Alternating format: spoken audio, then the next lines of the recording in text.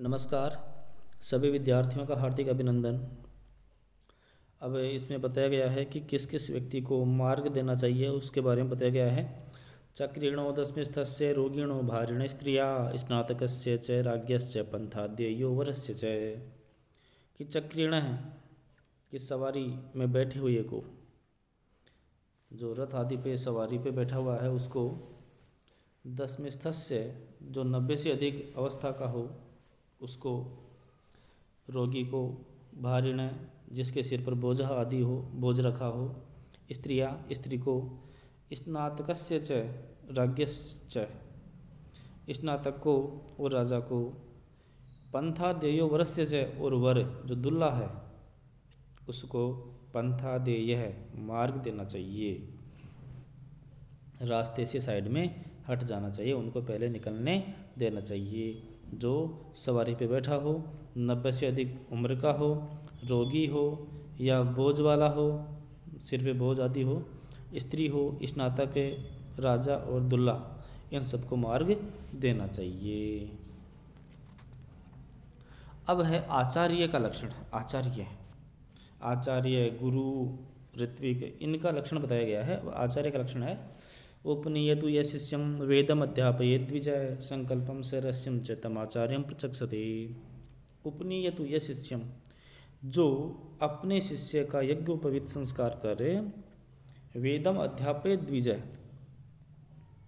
संकल्पम स रस्यं च संकल्प पूर्वक और रहस्य पूर्वक वेदों का अध्ययन कराता है वह आचार्य कहलाता है। जो अपने शिष्य का यज्ञोपवीत संस्कार करे उसे संकल्प पूर्वक और रहस्य पूर्वक वेदों का अध्ययन करवाता है वह आचार्य कहलाता है।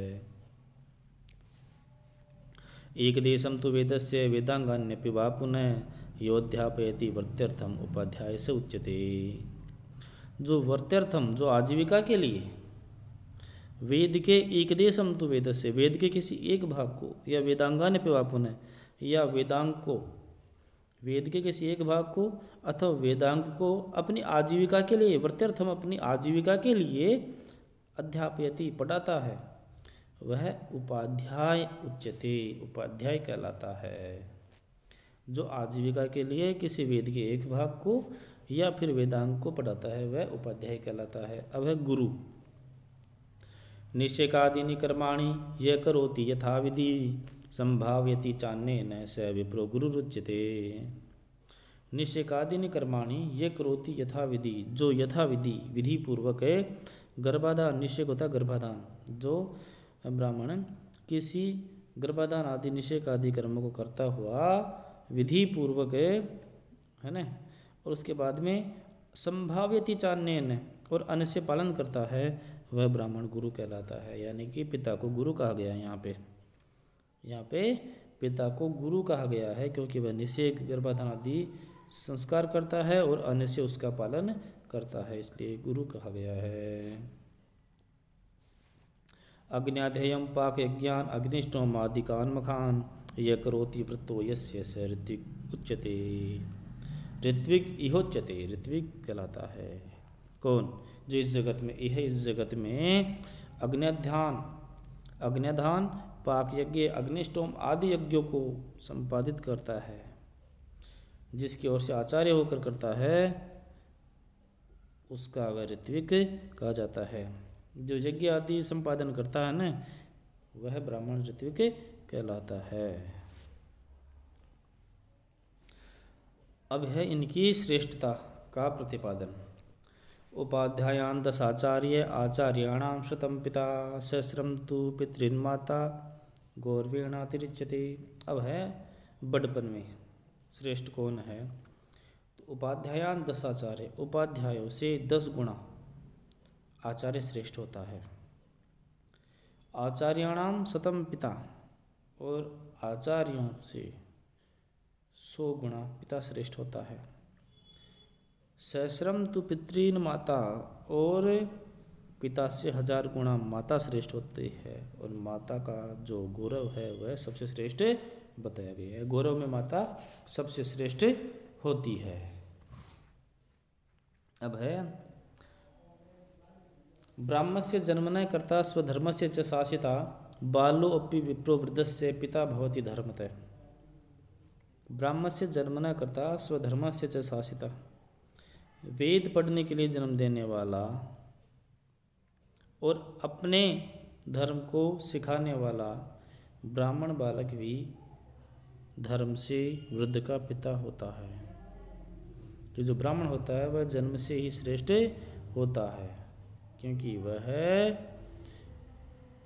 वेद पढ़ने के लिए जन्म देने वाला और अपने धर्म को सिखाने वाला ब्राह्मण बालक है, लेकिन वह अपने धर्म से श्रेष्ठ होता है। अब अज्ञो भवति वै बालः पिता भवति मंत्रतः अज्ञम ही बालम इत्याहु पिते तेव तु मंत्रदम। अज्ञ बालक होता है, जो अज्ञानी होता है, जो कुछ जानता नहीं है, जो कुछ जानता नहीं है वह बालक होता है।